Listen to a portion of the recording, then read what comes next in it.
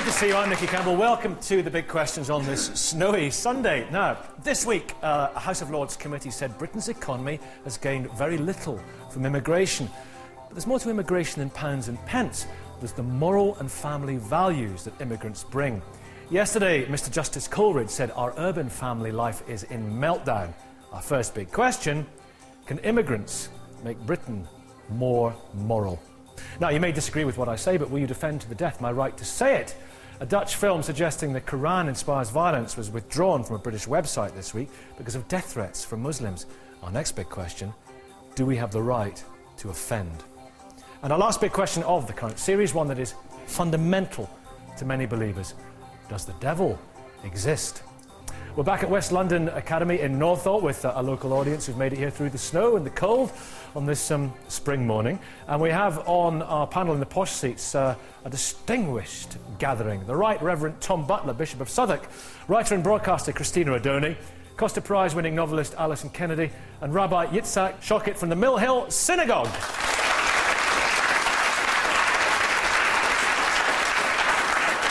And our special guest is the scientist and untiring champion of atheism.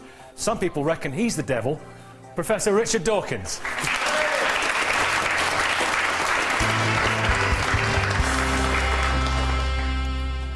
For centuries, Britain has become a new home to people fleeing religious persecution, like the Huguenots or the Jews, people fleeing political oppression, many who've come here just to make a better life for themselves and their families. They've also brought their religious ideas and their own moral values, which may be just the thing to rescue us from our social problems. At the start of this series of the big questions, a poll conducted for us by Comres found that 83% of the 1,000 adults surveyed believe that Britain is in moral decline. Can immigration make Britain more moral? Christina O'Doney, this judge was talking about the cancer of society that is family breakdown, and what is needed maybe is a sort of injection of values. He didn't say this, but what do you think about the contention that maybe some of the moral values, the family values, brought here by immigrants can save us from ourselves? I think that's a very, very interesting theory, and I think absolutely just so. You know, we've been taught since 2007, since July 2007, that the immigrant community is basically a breeding ground for terrorism. Actually, I think it's a breeding ground for a fantastic value system. And when you look at where these immigrants come from, they usually come from cultures where self-sacrifice is still big. And although they come here for self-fulfillment, they manage to retain that sense of, you know, children come first, families all important, me, myself, and I is not at the very centre. A belief in marriage, mother, father, children, stay together. Yes, yes, but it's not just marriage. It's about discipline. It's about hard work. Yeah. You know, they come from Poland, from Bangladesh, from Ghana, and they still really believe that although they must make it, they want to keep their values intact. Douglas Murray from the Centre for Social Cohesion. This is what we need. Well, it's good to be talking about immigration not just in terms of economics, which is what tends to happen. There's another thing, though, is that whatever Christina says about the impact of and the feelings of new immigrants, I have to say I tend to be slightly worried when I hear people like the judges talking about this, because I sense, I think a lot of other people do, that what we're talking about are the most reactionary views of all kinds of religions, the most reactionary opinions about the family, things actually that people in this country are generally quite tolerant about. Such as? Well, I mean, things like marriage, things like homosexuality, which, when a judge nods to the family values of, for instance, Islam in this country, he could do so, but he's also nodding to a very reactionary religion in relation to, say, homosexuality. Miriam, we'll bring you in here, I think is an appropriate point, a convert. When you hear that, what about the fears that many have about the backwards social attitudes of, for example, Islam, that people point to the attitude to women, the attitude to gays, forced marriages, all those things that concern people?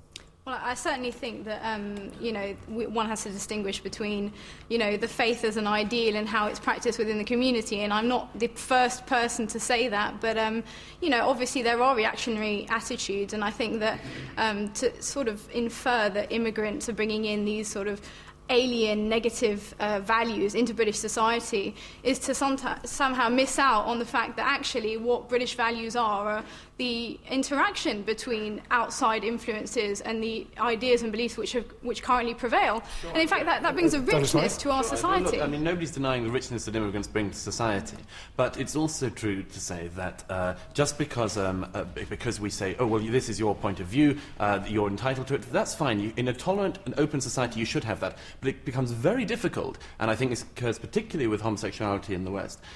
It's particularly difficult when you get to a stage where you say that you have to be tolerant of people who are intolerant to you. Well, that is something that you have to reconcile as a society in which you have different perspectives. These are no longer outside perspectives. What you need to understand, and what I think is kind of an odd way of conceptualising this debate, is these ideas coming from the outside. You have people within the society that may not approve of homosexuality. Yeah, there are ideas, I suppose, Miriam, that could possibly bolster some indigenous ideas already here. People who maybe feel they are social conservatives but are being marginalised in our society. Possibly. And they may find succour from these people coming in. Possibly, or perhaps these are issues that we as a British society need to rethink. Maybe these are ideas that we need to thrash out and decide where we actually stand on. These are British attitudes. I don't really like the idea of conceptualising them as ideas that come from the outside. There are people within Britain that are British that do hold these ideas, and to simply brush them away as the ideas of a minority from the outside is to not really give credit to them. Keith Porteous, Peter Tatchell, both of you. I see very, very keen to come in. I don't know which of you to choose. Peter first. Go on, Peter Tatchell. I think we should be very careful about generalising. Immigrant communities come with lots of different backgrounds, different ideas, different influences, some cultural, some religious. Is there a danger of a step back to a place that we've escaped from socially, with some of the values that are being brought in? I think that is true amongst some immigrants. You know, look at the Polish immigrants who are coming here. A lot of them bring a very, very conservative, hardline Catholicism, which is very anti-woman, very anti-gay. We see other sections of immigrant communities who condone or endorse female genital mutilation, forced marriages, domestic violence, because I think men should rule the house and are justified to abuse their women if they're disobedient. We also see honour killing of women and gay people in this country in small numbers, but nevertheless in unacceptable numbers amongst some sections of immigrant communities. So I think there are some bad attitudes, but many immigrants do bring positive values and do enrich our society. I'm going to address the bad attitudes, then I'll come to Betty. And Keith, I've got you in mind, don't worry.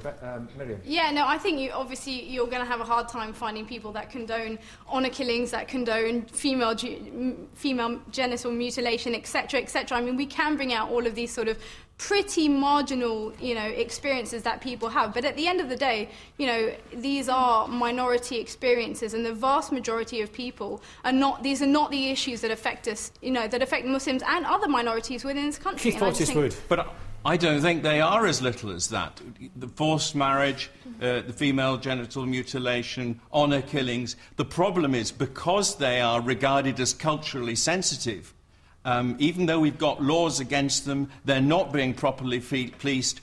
The social care workers, the police, they're frightened to touch them. There has not been one FGM prosecution in this country. Aren't we in danger of rather accentuating the negative?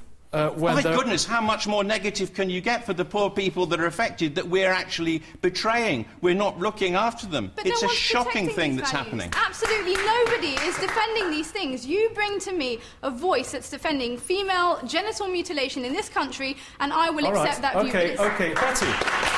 Are we in moral decline? You're a charismatic evangelica. Are we in the sort of moral decline that needs an infusion of morals from elsewhere? No, England, from the onset, were the ones that went to different countries. They went out and they brought good things to countries that didn't even know about electricity. They went into poor countries, Africa, many different educated people. Now, because of wars, because of persecution, different people are coming in here. And instead of us collaborating, people want to actually impose their ideas in this country. What about the attitudes to gays, for example, that I personally don't think homosexuality is a good thing. That's my belief, being a Christian. I don't think two men should sleep together or two women should sleep together, and I stand by that. What I believe in is obviously coming here, collaborating. Before gay people came out and women, this country did not tolerate that. Was that a better time? I believe it was a better time. Obviously, we need to move on. We need to move on to embrace change. And obviously, immigrants coming in, we taught by the British then when you came in, but from the Bible, that these things are not right. It's not good. The moral mix is Peter. I would defend Betty's right to hold those views. Well, they're her conscientious views. Where I would object is the way in which people like Betty, some people like Betty, seek to impose her morality on everyone else through the law of the land. So they want to make their morality the legal morality that binds us all. Now, let me answer that. One second, let Betty first, then Councillor Alan Craig, and then we'll come to the panel. I do strongly believe you will not be sitting here if you didn't have a mother.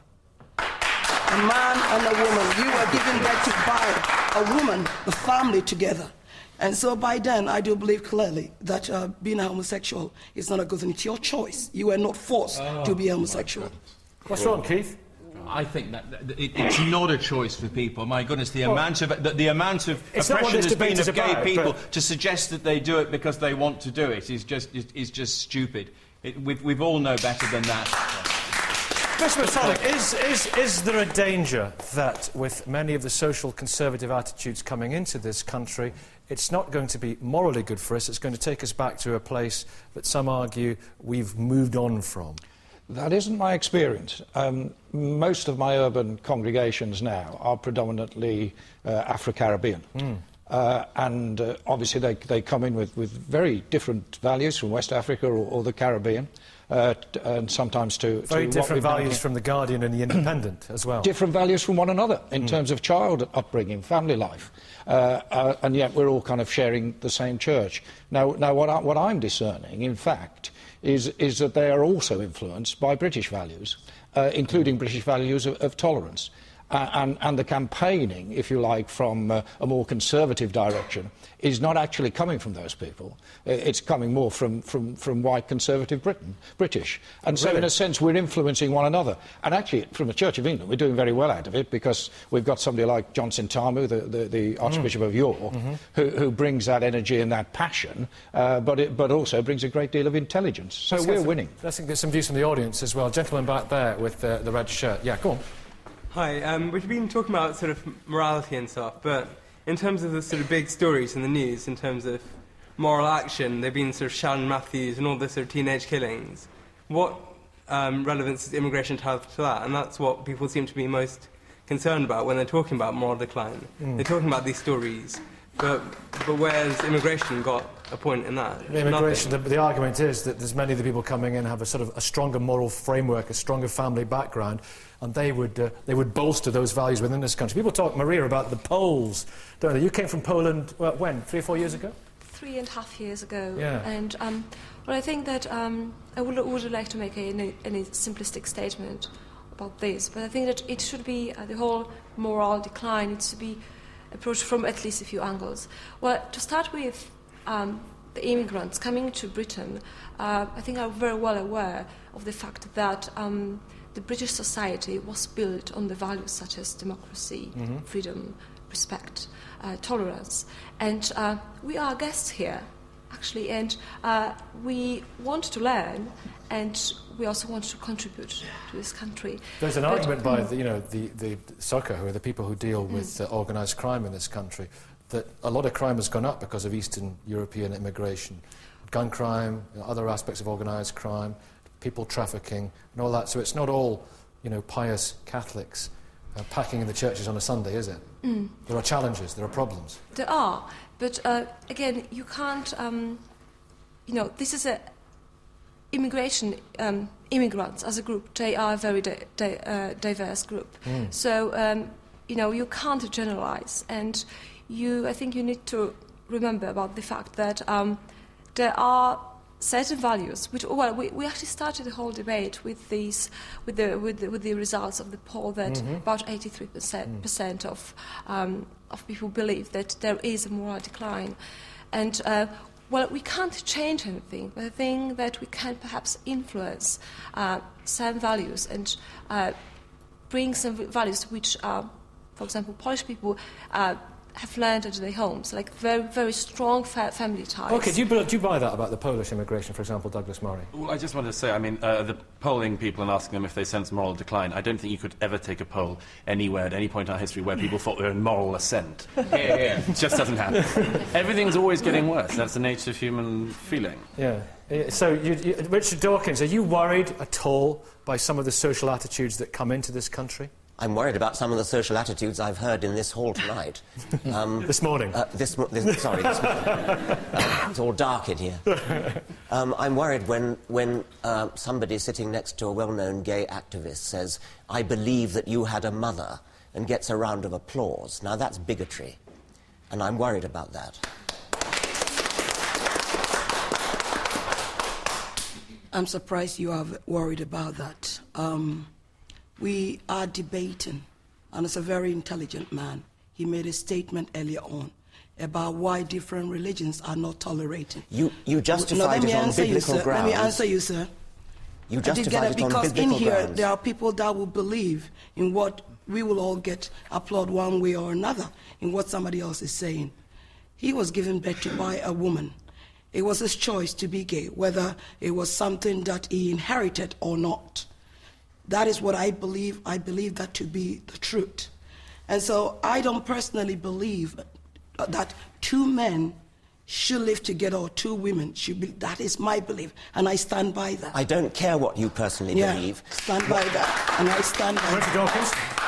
I don't think it's of much interest what you or anybody else personally believes. Well, everyone's entitled to their opinion. The question is, what is the evidence? Yeah. And there is no evidence that, as you say, you have a choice about being gay or not. You justified what you said on biblical grounds, which sounds awfully much to me like forcing your views upon other people. I guess what this comes down to... hang on, now, let's not get sidetracked too much on this, but what this interestingly comes down to is the focus on the contention, Rabbi Shochet, that godly people are necessarily better people. Is that necessarily the case? Not necessarily the case, no. You don't have to be a godly person in order to be a good person. What needs to be put in perspective, and I think we're all deluding ourselves, is the fact that no one faith has the right to impose its value system on its society. Every faith has broader values that can certainly be adopted by society. The cardinal sins, idolatry, worship of materialism today, adultery, the breakdown of family, murder in its very real sense are as rampant today as before. Immigration is making no impact on society. Is it challenging in any sense the consensus of liberalism, with a small L, that we have in this country? Tolerance and liberalism. Is that in any way challenged by immigration? To a degree, it probably is, but only insofar as where certain societies look to impose their value system on broader society. What I choose to believe, what she chooses to believe, and Peter is prepared to accept her right to believe that, is fair enough. But if she's going to try and impose that on mainstream society, that's fundamentally flawed. The real problem... Let me just conclude with one point. The real issue is, it's not immigration that's impacting society. I think immigrants themselves are losing their value systems and being influenced by society. Councillor Alan King. Yasmin in a second. Councillor. It behoves me at this point to say, for reasons of rules and regulations, you are one of 10 candidates standing for the position of Mayor of London. Carry on. Thank you very much. Get Ken Livingstone out, that's what I do. I think what we see here is what we heard from Professor Dawkins, that extraordinary arrogance, that if you have some views different from his, your views are not acceptable. There is no such thing. There is no such thing as a vacuum. There are therefore values in the public sphere. The question is whether you have the lady here, the Pentecostal evangelical, with whom I would identify and encourage her to speak up, or you get the arrogance that says her views are not valid. Actually, there have to be some views out there. The question is, can we live together? Can we tolerate each other? Not write one another out like Professor Dawkins was trying to do. She's absolutely entitled to her views. Tolerance and freedom of speech we will come on to, and the right to offend, but surely all our views are valid, aren't they? No, not necessarily. It depends on the evidence. She made a factual statement about the upbringing of gays and about whether gay people are free to change their minds or not. That is a factual statement. There is evidence bearing on it. That means that personal opinion, which is not informed by evidence, is not of interest. Yasmin, you've written this fascinating book about your own upbringing in this country. Your parents came from... Remind me where they came from. Pakistan. Pakistan. Do you discern a danger that we are stepping back in time, in a sense, with some of the attitudes being brought into this country? OK, before I go on to that, I have a real problem with discussions like this. We're talking about Britain's moral decline, and then we're looking at it through the prism of immigration. And we're totally distracting ourselves from the real problem, okay, but what Britain is today. And there is a problem. We're not looking at the kind of pressures, the fact that life has got more complex. Of course, immigrants bring a lot of good values to this country. Who are immigrants? They're often the most kind of ambitious, entrepreneurial, creative people in their societies who come over here. But at some point, immigrants stop being immigrants and they have to become citizens. And that's when a new whole ball game starts. And now we're talking about a situation where, okay, what kind of society are we going to build? How are we going to keep cohesive with the different value systems? Now, immigrants some of them are socially conservative. If you go back to the countries they came from, you'll find a lot of progressive people. There's good and bad everywhere. So I think let's stop talking about immigration as some sort of way of looking at this issue of moral decline, and let's look at sort of what Britain has become today and why we've got people like Shannon Matthews cases and this low self-esteem amongst... Although, to be fair, the question was posed in a very positive sense. Yeah. It wasn't a negative take on no, immigration. Sure, I understand. It was taking it from a very positive point of view. Thank you for that, Yasmin. Thank you all very much for those contributions with our interesting sideline between Betty and Richard on the way through. As ever, the debate continues on our message board. Just log on to bbc.co.uk/thebigquestions and send us your thoughts on our next two topics as well. Do we have the right to offend? And does the devil exist?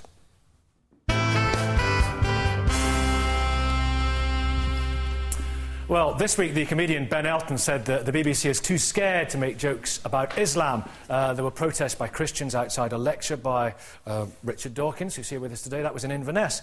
And a few months ago, the Oxford Union caused an uproar by giving a platform to Holocaust deniers. 60 years on from the enshrinement of freedom of speech as a human right by the UN, we ask, does that mean we have the right to offend? Well, Miriam, we heard from you in the first debate. I'll come to you now, because the supreme irony about this Dutch film that was taken off the internet, this Dutch film, the contention of the film was that Islam is a violent religion, and it had to be taken off the internet because of death threats. So it kind of, some people say, it kind of proves the point. But surely that is an argument that we need freedom of speech. We need the right to ridicule. We need the right to offend, don't we? Well, personally, I mean, I'm European through and through, and I would absolutely not want to legislate on people's right to express their opinions, and absolutely. But I think more worrying is, why are we asking the question of, do we have the right to insult? I mean, I don't walk around in my day-to-day thinking, I'd really like to insult somebody, but do I have the right to do it? Okay, what about the Ben Elton point? We've had loads of comedies. Remember, people of a certain generation, as old as me and older, remember Dave Allen, all the jokes about priests. We remember that we've got the Vicar of Dibley.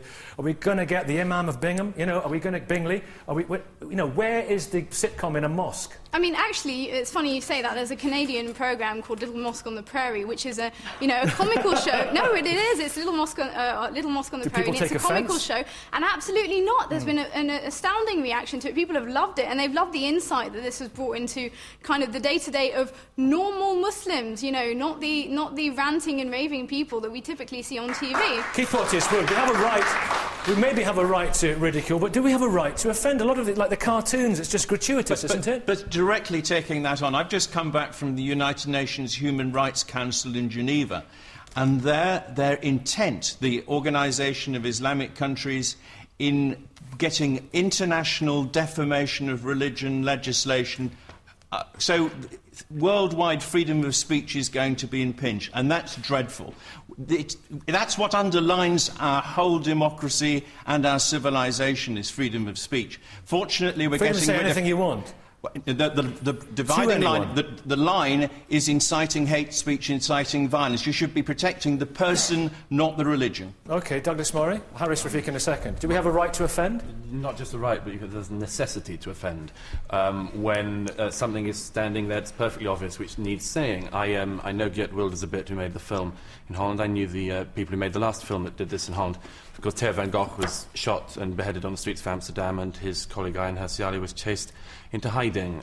People are very aware of the danger of criticising Islam. They take the lesson from it, and a lot of people still fail, despite this, to realise the incredible irony at the root of all this, which is a group of people who say my religion is peaceful, or I'll kill you. Yeah, but never mind that. What about Jerry Springer, the opera? What about other examples? Well, but Jerry Springer, the opera, gets protests, as I gather happened the other week with Professor Dawkins. You get protests, but does anyone honestly think that they're likely to be killed for making a joke about Jesus Christ. No, of course not. There's the life of Brian. There's countless films about it. Lots of people are equally offended by that, Well, of course they're offended, and they have a right to be offended by it. But what happens when one religion manages to have a totalitarian hold over freedom of speech on it because people are genuinely concerned about criticising it, there is a problem, and that is an unequal situation. You say one religion will be absolutely allowed to be let free from all of these criticisms. The right to ridicule. Absolutely. I think there's nothing wrong with ridiculing, with criticising, with speaking up against something, whether it's religion, whether it's somebody's point of view, etc. Where I would draw the line, and I draw the line here for Muslims and non-Muslims as well, is that where there is incitement to hate and violence. Now, let me give you an example of this. Recently we had... it's a thin line, though, isn't it? It's a very thin line. Grey area. Absolutely. Recently we had a case where we had Yusuf Qaradawi, who is a hardcore Islamist, somebody who actually promotes suicide bombing in the Middle East, and rightfully so. He was banned from coming into this country. Rightly so, he wasn't given a platform, and the reasons for that were that here is somebody who would have been given a platform to incite this hatred, would have been given legitimacy, would have been able to sprout his views. But I think in a case where we have somebody who wants to, like Dave Allen or somebody else, wants to actually make some satire, make jokes about people, Britain has a history of that. We have a history of ridiculing each other, and I think there's a difference between We have a sense of ridiculousness. Absolutely. There's a stark difference between death threats, there's a stark difference between hatred and ridicule and mockery, and I think that's where the line is drawn. What about Nick Griffin, Christina O'Doney? And Robert Shockett, I'll bring you in here. Nick Griffin of the BNP and also David Irving, the notorious Holocaust denier. They were given a platform recently at the Oxford Union. Was that right? Yes, we have to. We have to be able, as people of one faith or many faiths, to withstand that kind of offensive criticism, that kind of vicious attack. But what about somebody who lost relatives in the Holocaust, seeing that man up there at the Oxford Union? Banning free speech is a cornerstone of totalitarian regimes. And they're the very ones that have been persecuting religions for all the 20th century and now into the 21st. Look at the Chinese with the Tibetan monks. We cannot, if we want to have the moral high ground, if we as religious people want to have the moral high ground, we cannot play that dirty card that the totalitarian regimes do. Rabbi Shockett, yet if we give a platform to Holocaust deniers, that's what ultimately leads into taking it to the next step of gravestones being defaced with swastikas and whatever else besides. There is no such a thing, bottom line, of freedom of speech. There are always grey areas, there are always laws. I mean, if I choose to say something terribly grotesque about the Queen on national television, there are consequences for that. So there is a bottom line that there is no such thing as freedom of speech. I would only say this. If you want to talk about freedom of speech, let that always be in the context of responsible speech. Rabbi. Keep politics, You can have freedom of speech as long as it isn't anything too terrible. The real point of freedom of speech is when it is terrible. And the other point is that by allowing these people to speak, and I agree for the first time for a long time with Christine, that you actually expose them, you actually expose them to criticism, and you don't have the speech being festered. If you stop it, it festers, and it isn't exposed. Does it fester, or does it legitimise Islamophobia, homophobia, misogyny, and all the other phobias that I can't think of right now? No. Does it not? No. You get it out, and these people are sitting. You get it out. If you have freedom of speech, people are allowed to criticise it, and so the people who need to hear that criticism hear it. And it's argued against, and it's defeated by words for Harris Rafiq. That's ridiculous. If you have somebody like Nick Griffin speaking on a platform, if you have somebody like Qaradawi or Abu Hamza, all you need is one person in the audience who's going to take note of what he has to say, move forward and go and bomb somebody or kill somebody. And that's where we need to draw the line. We cannot tolerate the intolerable. If something is intolerable, we must, as a society, have a collective responsibility to stop it. You don't have to give a platform to Nick Griffin. The Oxford Union was wrong to give him a platform. But does he have a right to say what he says? Yes, I suppose so, just like Holocaust deniers. The problem is that when we talk about Holocaust denial and things like this in the same context as freedom of speech today, Holocaust denial is wrong for many reasons, but one of them is because it's a lie. It's a lie to pretend the Holocaust didn't happen, so you're giving a platform to a liar. When somebody says, as Geert Wilders has done, these are verses in the Quran, and these are what some Muslims do in response to that, that's not a lie, that's just a statement of fact. Many of our most important social freedoms and advances have been brought about by people who caused great offence in their time. Galileo, Charles Darwin, they caused offence to the church because they spoke out against the church orthodoxy. The first people who spoke out against slavery caused great offence. Those who denounced the church and the way the church supported slavery, they were denounced and condemned for causing offence. Anything I could say that would offend you? Well, there may be plenty of things you can say, but you have the right to say them, providing you don't incite violence against other human beings. But how do we not legislate's the wrong word, but how do we make sure that people don't cross that line? Because it's a very grey area, isn't it? Miriam, you wanted to come back in. Well, I mean, I was going to say, there are certainly things that are offensive, but do we need to offend people by saying them? I mean, there's a way of saying things. We can discuss the institution of the monarchy in this country without insulting the Queen. It therefore makes it perfectly reasonable and possible to discuss, I think, the tenets and beliefs of any other religion without insulting sensibilities. So insulting sensibilities, that's interesting. Without insulting sensibilities. OK, some Muslims think that music and dancing are haram and should be forgiven, not forgiven, wrong word, Freudian slip, forbidden, haram, that it's forbidden. So if I were to say, music, forbidden, haram, that is just bonkers. Now, some people are going to find that extremely offensive, aren't they? Have I offended sensibilities? Do I have the right to say that? I think if people that are used to having debates within the interfaith debates are pretty familiar with the codes and practices of different religions and understand where those boundaries lie. And certainly that would not be one of those boundaries. But there are certain things that even people with no religion would find offensive. If I was to come on TV and start insulting, you know, I mean, I hate to be crass, but your mother, that would be extremely offensive. Now, we feel as strongly about our mothers as we do about the Prophet Muhammad. That doesn't mean you can't discuss what he says, the message he brings. People in this country put up with being offended. Walking down the street, you get offended. There's somebody wearing something you don't like, or you absolutely, you get offended. It's part of being grown up. It's just accepting the fact that you get your feelings trodden upon. Does it mean you have to deliberately tread on people's feelings? No, not necessarily. Exactly. But what you cannot do is to ring fence one ideology through fear, intimidation, or anything else. And that is what we see happening. That's what Ben Elton was saying. Richard Dawkins, Professor, you've obviously, I mean, a lot of people have taken offence at some of the things that you've written. You know, they feel personally offended because they feel that their faith, which is so dear to them, and their belief, which they cherish, has, you know, you're criticising it. Do you think about that? I don't go out of my way to offend. No, but do you think about the possible consequences? If people are offended, then they may argue against me. All I use is words. There's a radical distinction between using words and violence, and incitement to violence. The Salman Rushdie affair brings this out. Salman Rushdie simply wrote a book. That's what he did. He wrote a book. He was threatened with death. He was threatened with death by baying crowds in this country. People burned his books. They demanded the death penalty. And some leading parliamentarians suggested that the paperback shouldn't come out. Some leading parliamentarians, some leading clergymen, some leading bishops sided with the Ayatollah Khomeini rather than sided with this very distinguished novelist who did no more than put words on paper. That is a radical distinction. Can I let Miriam come back in? She may discuss this with you, I do sort of feel like we're talking about issues in a vacuum here. I mean, you're talking about the fatwa against Salman Rushdie. Are we forgetting that we're talking about Khomeini? Are we forgetting that we're talking about the 1979 revolution and the context in which that was occurring? And similarly, when we talk about, you know, the reaction, the highly unacceptable, violent reaction of some Muslims, I would like to add, to films like Geert Wilders' films and Van Gogh's film, etc., you know, we're almost talking like it's completely decontextualised. It's not happening in a vacuum. Muslims around the world feel victimised. You're completely wrong. One of the people who supported the fatwa against Salman Rushdie was now Sir Iqbal Sakrani, a leader of the Muslim Council of Britain. He got a knighthood after saying that death was too good for Salman Rushdie. And he's a leader. He was a leader of the Muslim Council of Britain. A.L. Kennedy, do you think that anything goes?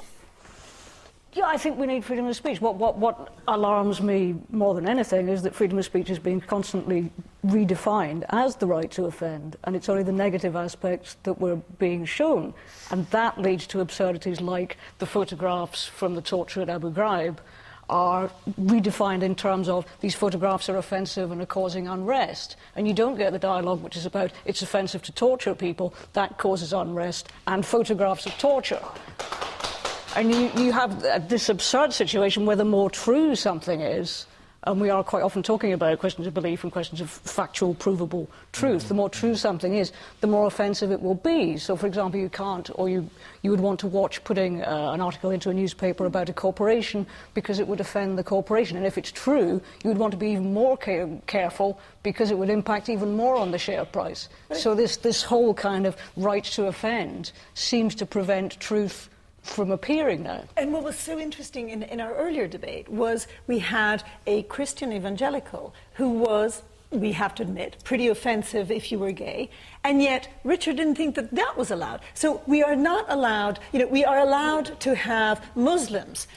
feel offended, but not Christians. I didn't say she shouldn't speak. Richard, you said that she was Christina, allow Richard to come back. Offensive. I didn't say she shouldn't speak. Of course she's free to speak. I simply said that her personal opinion is of no interest on a factual matter where there is evidence. Richard, what do you think that means? You can always have a difference of opinion, and when there is a difference of opinion, you're pro-homosexuality, she's anti-homosexuality, so be it, you put those opinions out in the arena. Where it gets downright offensive, when you're going to offend millions of people who died in the Holocaust by saying it never happened, that's fundamentally wrong. But Sir Rabbi, should David Irving not have been, should David Irving not be allowed to talk? Bishop Tom, let's go on to this. As a final thought, Bishop Tom, cartoons, for example, can I just take you to a specific point? There have been cartoons of, God, a white man on a cloud, in our culture and civilization for eons. It's not something we get concerned about. Why should we make special rules for other people? But there are different cultures. I mean, what was it, 10 years, 15 years ago, Spitting Image portrayed Jesus Christ as a hippie. We weren't terribly pleased about it, but we live with that culture. The Muslim community in this country said, he's one of our prophets. You don't denigrate our prophet. The Life of Brian was a similar kerfuffle, wasn't it? Now, actually, that was a very interesting kind of meeting of different cultures, different habits. And if we're going to share one country, and if we're going to have social cohesion, we've got to respect one another and think before we act. Britain is one of the most... I have not got the freedom here now to shout fire, because if I do...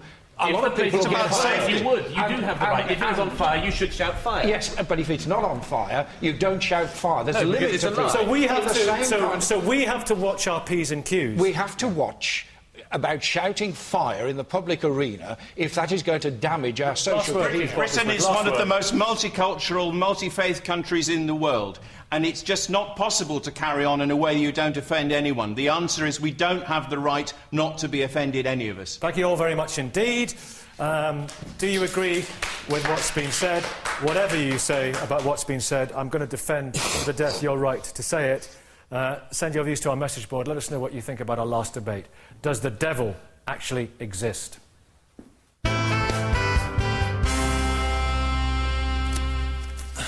So, Richard, Professor Richard Dawkins, you've already made a glittering appearance on our programme this morning, which has stimulated a lot of debate. I wanted to ask you, actually, about...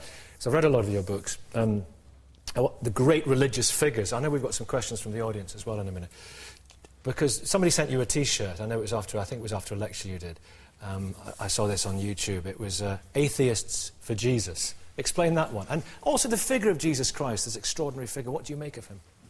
I wrote an article called Atheists for Jesus, making the point that he was a very good man, a great moral philosopher. As an individual, I don't think that the Christian values that say that he died for our sins or redeemed our sins, the idea of a sort of scapegoat who dies for other people's sins, especially dies for Adam's original sin when Adam didn't even exist.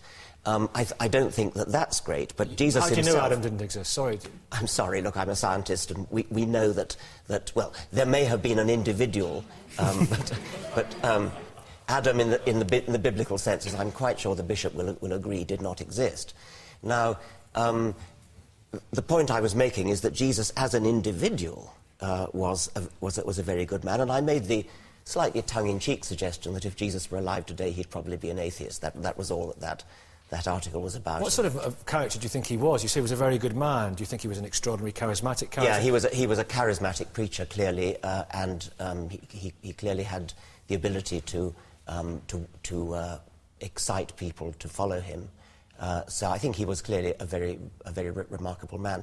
Needless to say, I don't think he performed any miracles. I don't think he was born of a virgin. And I don't think he thought he was the Son of God. And you think he's gone to dust and no more, and there is no trace of him anywhere else? It's all over. Plenty of trace of him in people's minds and books, but no trace of Jesus as an individual, no. Your whole campaign at the moment is fascinating, because it's almost like a crusade for reason. You've got the Richard Dawkins Foundation. And we've heard your passion this morning. You think it's very important to put these arguments out there, don't you? Very important to put arguments out there, not in an intolerant way, I hasten to add. I'm sorry if I came across as wanting to suppress people's freedom of speech. Absolutely not. I'm all in favour of freedom of speech.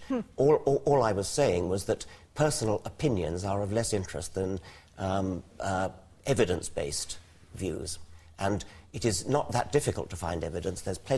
We have very, very good scientific methods for discovering what's true about certain things. For example, in the case of Holocaust denial, as somebody said, the problem with that is that it's a lie.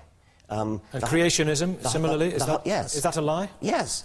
The Holocaust did happen. Evolution did happen. The evidence for both is absolutely overwhelming. People always say with evolution, the question they always ask is, well, where then, it's a fantastic theory, but where then, and will we ever find that definitive missing link between ourselves and the apes?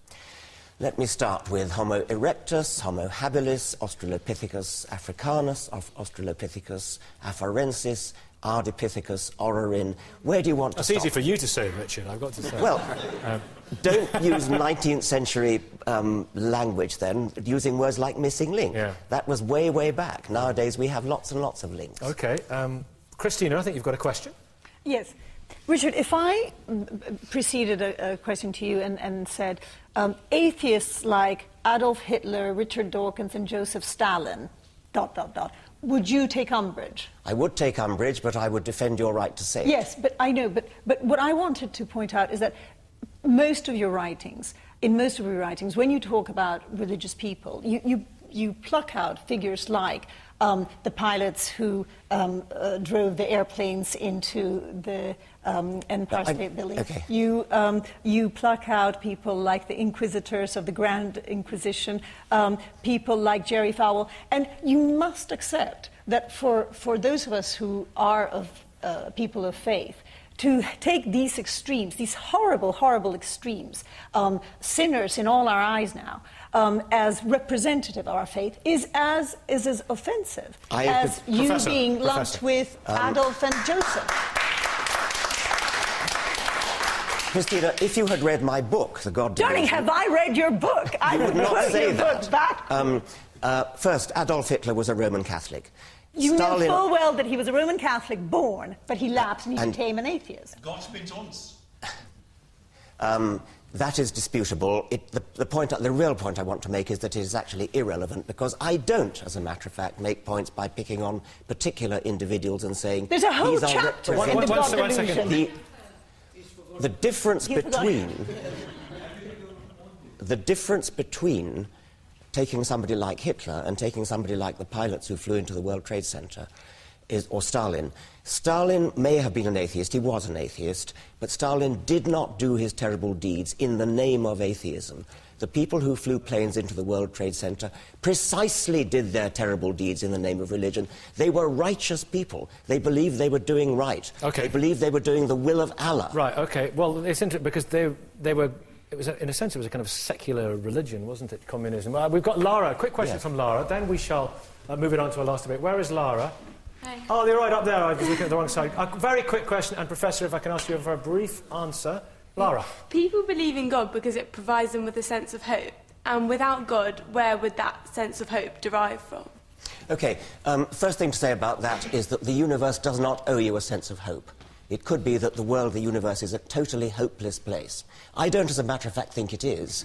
But even if it were, that would not be a good reason for believing in God. You cannot say, I believe in X, whatever X is, God or anything else, because that gives me hope. You have to say, I believe in X because there is some evidence for X. In the case of God, there is not a tiny shred of evidence for the existence of any kind of God. But you see enough, but do you see enough, as reading your books, I mean, there is something to be said for what you say about, you see enough in the beauty, for example, the scientific beauty of a rainbow to inspire you. That's the second point I was coming on to, is that there's plenty of reason for hope in a godless world. The universe is a beautiful place, the world is a beautiful place. To understand it in a clear-eyed, open-eyed way, to look out at the world and to really understand why we exist, what it's all about, that is a hugely uplifting feeling. That really does give a sense of worth to life, even if life itself is finite, as I believe it is.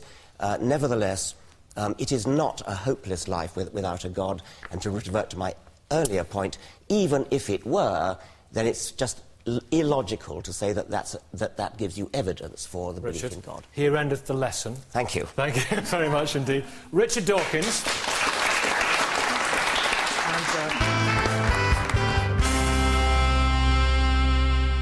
I think we could have gone on all morning and all afternoon as well with questions for Richard, but be prepared for some after the programme is off the air. I'm sure people will be collaring you and asking you some stuff. Richard has been called the devil incarnate by the American religious right.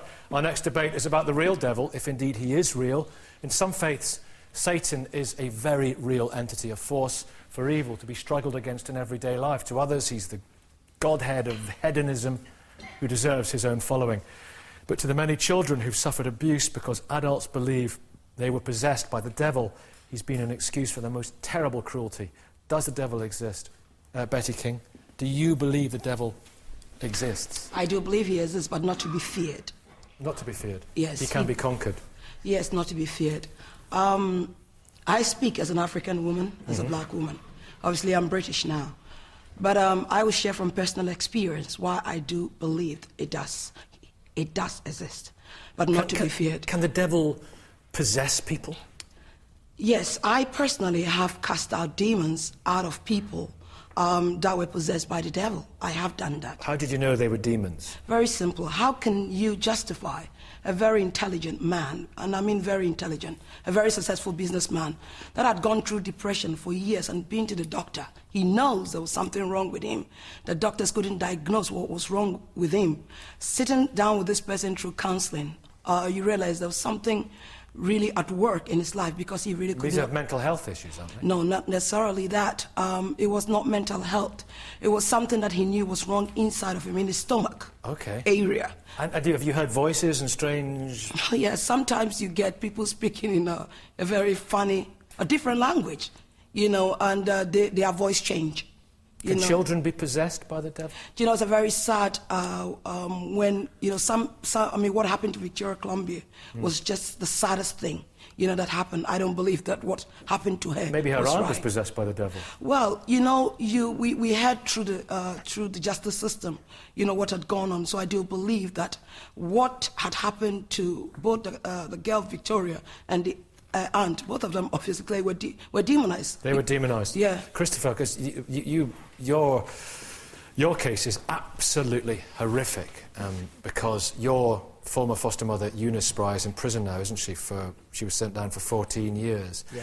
What you went through from the age of 3? 3 years old, yeah. And every time you were naughty, she said... Well, she thought that we were possessed by the devil. We were Satan's children. She was Jehovah's Witness, and Jehovah's Witnesses do believe in Satan, and that Satan can send demons down into people. I mean, as a poor little wee boy, you must have believed that. We generally did. You know, every slight thing I did wrong, I thought, is the devil making me doing this? Yeah. Is the devil inside me? And when it's been drummed into you day after day, you do believe it. And don't spare us the details. Tell us some of the things she made you do. Well, there's just... To rid yourself of the devil. Huge number of things. She was determined to beat the devil out of us, literally. She would beat our feet hours on end because the feet don't bruise, so there'd be no scars. But we would be there just laid on the floor screaming, and then to shut us up, she'd shove sticks down our throats so we couldn't scream for help. She made you drink your own vomit? She did, yeah. We were made to drink bleach, TCP, anything to rid us of the devil. And she was determined to save us, from Judgment Day. So. Isn't that the danger of...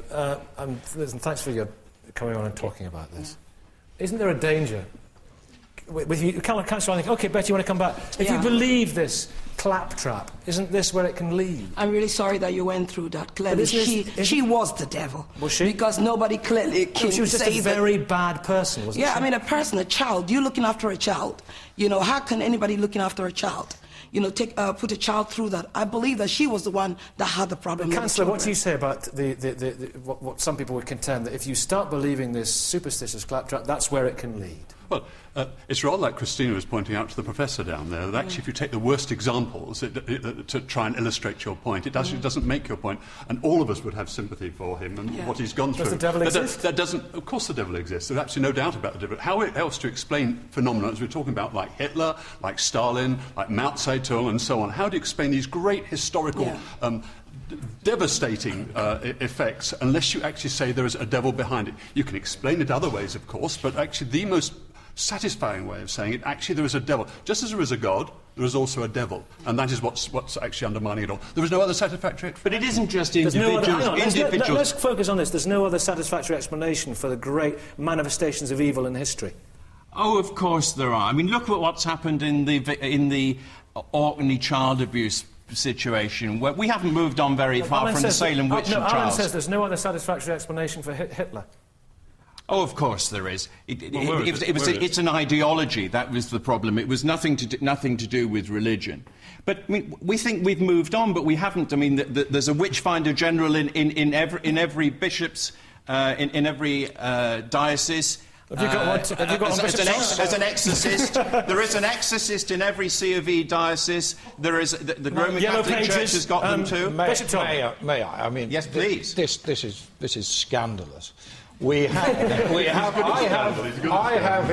have in my diocese, as in other dioceses, an advisor on healing, and one of his responsibilities is to protect us from this kind of dabbling in dangerous, diabolical... Why is it dangerous?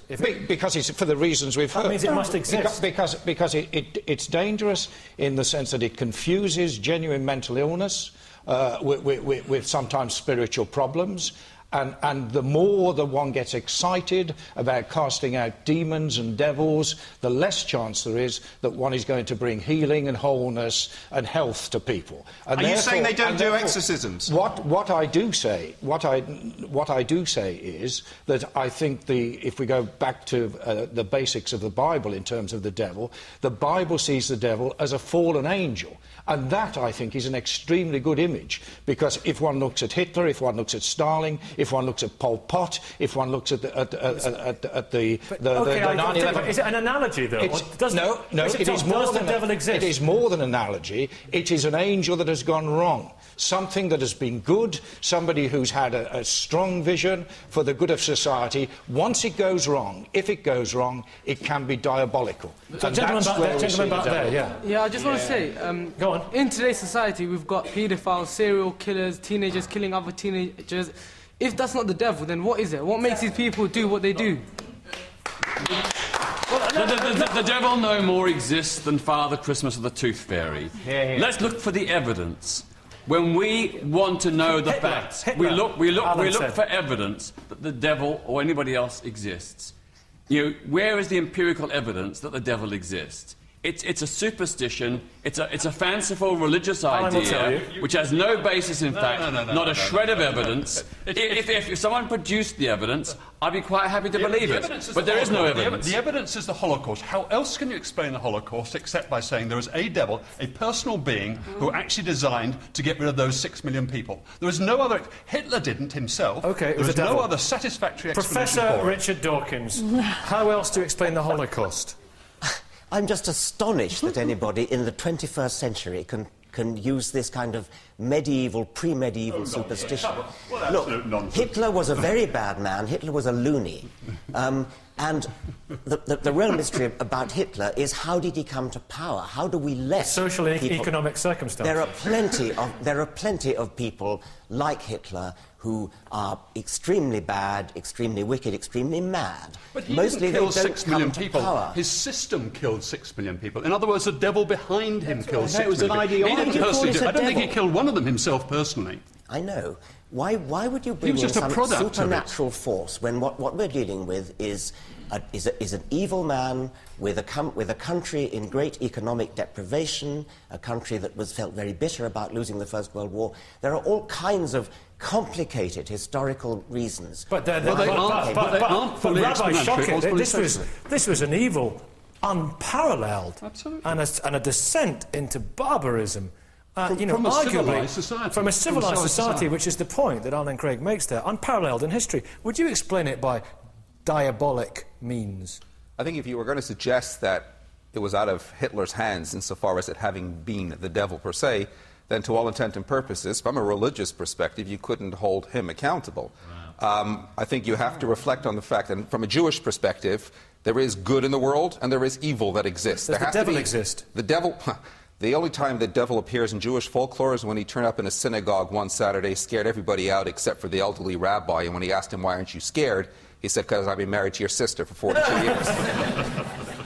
But the concept of evil per se does exist in order for there to be the balance and free choice in the world. In other words, a world that enables a man to make himself into, say, a Moses has to also enable a man to turn himself into a Hitler. Does anyone believe that the devil can actually appear in human form? Does anyone... There's good and bad in all of us. Nice. There's dark and there's light. There has to be the balance. Hey, Kennedy, what do you make of this the belief in the devil as... I think it's hugely dangerous. At a certain level, it's like a 5-year-old breaking something and saying their imaginary friend did it. I mean, you have to take responsibility for your actions. And if you're looking at something like the Holocaust, if you want to look at how you prevent that, the one way not to prevent it is to say, oh, well, the devil descended and made X number of million people kill X number of other million people. You have to look at the individual stages and the individual actions and the structure that made people feel not responsible for their actions. You know, it was a horribly well-designed way of killing millions of people. And if it's just that somebody with wings turned up and made it happen, then you have no way to stop it. Horns, not wings, you've got it wrong. Oh, horns, wings, hooves, tails. Alan, how can I stave off the devil? Who do you want to Alan Craig. Alan Craig. Well, it's simple from a Christian point of view. You stave him off by Christ. It's in Christ you stave off the devil. It's simple. It's not complicated. But the point, excuse me. Sorry, can I? Forgive me, Alan. Sorry. We started with you, Betty. Do you believe the devil can appear in human form? Factually, what I know and have seen, I haven't seen him. Because some people say Richard Dawkins is the devil. I don't want to. Those people. Every man is created in the image of Some Christ. evangelical Christians say that. Do you exclude the possibility that he's the devil? He doesn't. I don't know what a devil looks like, but obviously, if that's him, then I want to have a word with him. But let me answer the question. Hold on. Very quickly. Yeah.